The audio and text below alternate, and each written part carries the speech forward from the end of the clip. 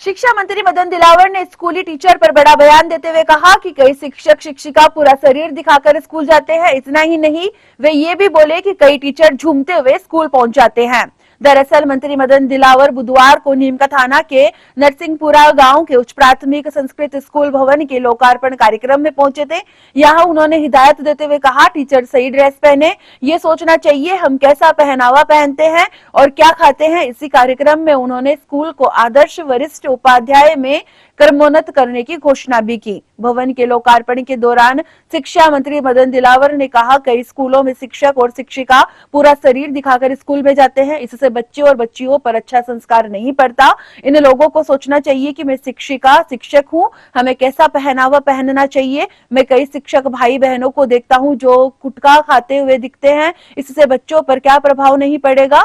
उन्होंने कहा, कई टीचर झूमते हुए स्कूल जाते हैं, बच्चे क्या सोचेंगे कि दारू पीना अच्छा रहता है, गुरुजी भी पीकर आते हैं। जो ऐसे कृत्य करते हैं वो शिक्षक नहीं बच्चों के दुश्मन है, उनको शिक्षक कहना पाप है। उन्होंने शिक्षकों से कहा कि हमारा आचरण ऐसा रहे कि बिना कुछ बोले भी बच्चे हमसे संस्कार ले सके। मंत्री ने कहा, कई जगह देखने में आता है कि कुछ टीचर गालियां देते हैं, अभद्र भाषा का प्रयोग करते हैं। इससे बच्चे क्या सीखेंगे। कुछ टीचर स्कूल देरी से आते हैं, उनसे पूछो तो कहते हैं कि ठीक समय पर आया था। बच्चा ये सुनता है तो क्या सीखता है कि झूठ बोलने से डांट खाने से बच जाते हैं। कार्यक्रम में वे बोले, कुछ टीचर ये कहते हुए स्कूल से निकल जाते हैं कि साहब मुझे भैरू जी बालाजी की पूजा करने जाना है, नमाज पढ़ने जाना है। पूजा पाठ करने के लिए थोड़े ही वेतन दिया जाता है। पूजा पाठ करने का एक नियत समय होता है, सुबह शाम करिए, पूजा करनी ही चाहिए। मैं किसी की पूजा या नमाज पढ़ने में व्यवधान नहीं डालना चाहता। अगर समय नहीं तो 4 बजे उठ जाए और खूब पूजा करे, शाम को स्कूल समय के बाद खूब पूजा करे, नमाज पढ़े। मैंने एक आदर्श जारी किया है कि स्कूल समय पर बालाजी भैरू जी की पूजा नमाज पढ़ने के नाम पर स्कूल नहीं छोड़ेंगे, अन्यथा उसके खिलाफ कार्रवाई की जाएगी। हम बच्चों को पढ़ाने के लिए वेतन देते हैं। मैं कोशिश कर रहा हूं कि बच्चों को अच्छी शिक्षा के साथ अच्छे संस्कार मिले। इसी दौरान मंत्री मदन दिलावर ने कहा कि नए जिलों को लेकर समीक्षा की जा रही है, जल्द ही जिलों पर फैसला आएगा। साथ ही कहा कि जैसे हरियाणा चुनाव जीते हैं वैसे ही राजस्थान में उपचुनाव में भी भाजपा की ही जीत होगी। बता दें कि भामाशाह रचना तिवाड़ी ने 58 लाख रुपए खर्च कर स्कूल भवन का जीर्णोद्धार करवाया है। फिलहाल इस स्कूल में 10 कमरे बने हुए हैं। 10 कमरे भामाशाह रचना तिवाड़ी और 5 कमरे सैनिक कल्याण बोर्ड के अध्यक्ष प्रेम सिंह बाजोर ने बनवाने की घोषणा की। इसके साथ ही अब इस स्कूल को आदर्श बनाया जाएगा। भामाशाह रचना तिवाड़ी स्कूल में विभिन्न खेलों की गतिविधियां भी शुरू करवाएगी। देना ही उनका सब कुछ काम नहीं है। वो बिना बोले भी बच्चों को शिक्षा दे सकते हैं, तो उस प्रकार की शिक्षा बच्चों को देना चाहिए। मैं तो कई स्कूल में देखता हूं कि अध्यापक कुछ तो पछाड़ा हो, माँ बाप की माँ बहन की गाली दे रहे हैं, तू नहीं कर रहे हैं और समय भाषा का प्रयोग कर रहे हैं, तो फिर बच्चे क्या सीखेंगे। कुछ अध्यापक, अधिकांश अध्यापक तो भाई सबसे बेस्ट थे, बहुत अच्छे, कुछ गिने चुने अध्यापक लेट आते। उससे पूछो कितने बजे आए, कोई आते बस ठीक टाइम आया था, 10 बजे आया, ठीक टाइम आ जाता।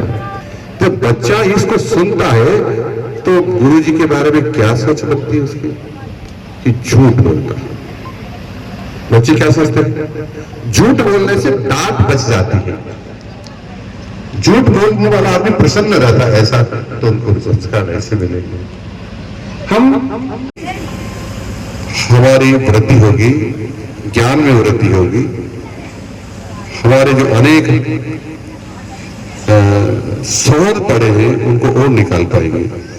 आपने देखा होगा हवाई जहाज बनाना किसने बनाया, किसने उड़ाया, अंग्रेजों के नाम लिखे जाते हैं, राइट बंधु ने बनाया।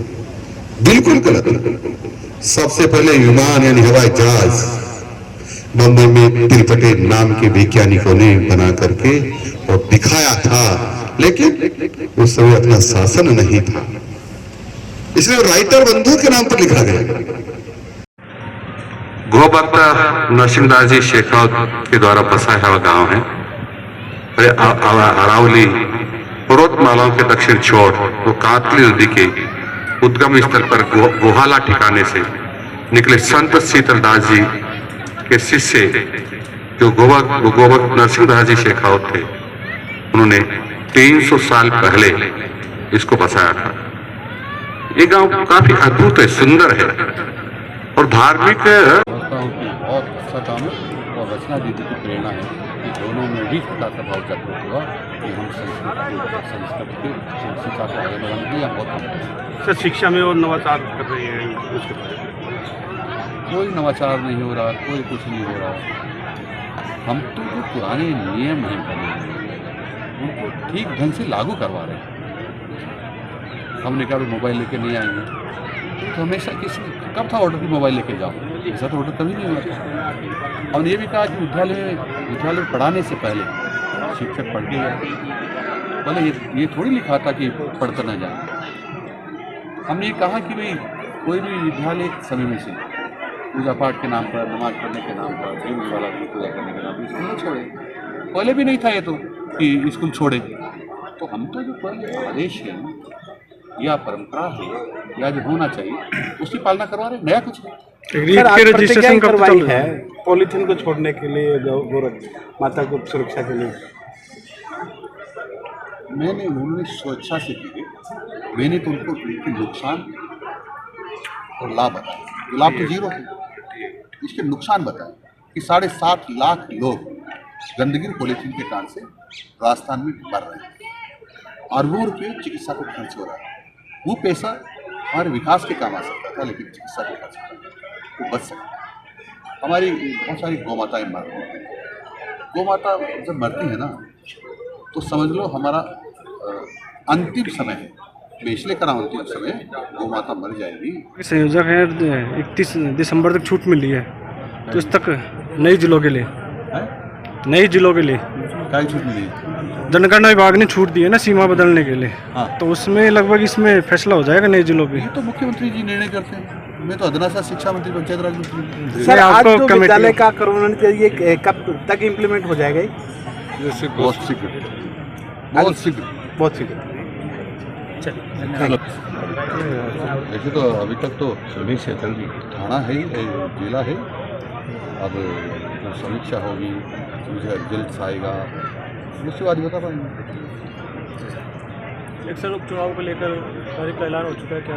चुनाव जीतेंगे। हमने हरियाणा को भी जीता है, तो उड़ीसा को भी जीता है, यहाँ भी जीते। सकते हैं तो आपके पास तो बहुत सुविधाएं हैं, इससे कमजोर परिस्थिति किसी की हो ही नहीं सकती। तो आप लोगों को भी प्रयास करना चाहिए कि हम लोगों को भी वहां तक पहुंचना है। आज उनके राज के तनख्वाह के रूप में आते हैं 7-8 लाख रुपए महीना के करके। सिस्टम बदल जाता है आदमी का, सारी व्यवस्थाएं बदल जाती है। जो राज के खजाने में सिर में शामिल हो जाता है कि नहीं, कहीं राज की सरकारी नौकरी में पहुंच जाता है, इससे बढ़िया कोई काम नहीं हो सकता। तो इसलिए मैं सबको प्रार्थना कर रहा हूं जो अभिभावक है कि आप भी अपने बच्चों को पढ़ाना। ध्यान रखो, आप स्कूल में थैला लटका करके भेज देते हो और आप उम्मीद करोगे कि हमारा बच्चा पढ़ेगा, ये पॉसिबल नहीं है। स्कूल से बच्चा जब घर लौटे तो माँ बाप की जिम्मेदारी उन बच्चों को आधे घंटे का टाइम कम से कम। और हमारी कोशिश नहीं, हमारा ये वचन है कि हम यहाँ पे स्कूल में अलग अलग वर्कशॉप भी क्रिएट करेंगे। इंग्लिश की जो कम्युनिकेशन है या डांस है या स्पोर्ट्स एक्टिविटी है, मेंटल हेल्थ अवेयरनेस जिसको हिंदी में कहा जाता है मानसिक चिकित्सा, उसके भी हम यहाँ पे साइकोलॉजिस्ट को बुला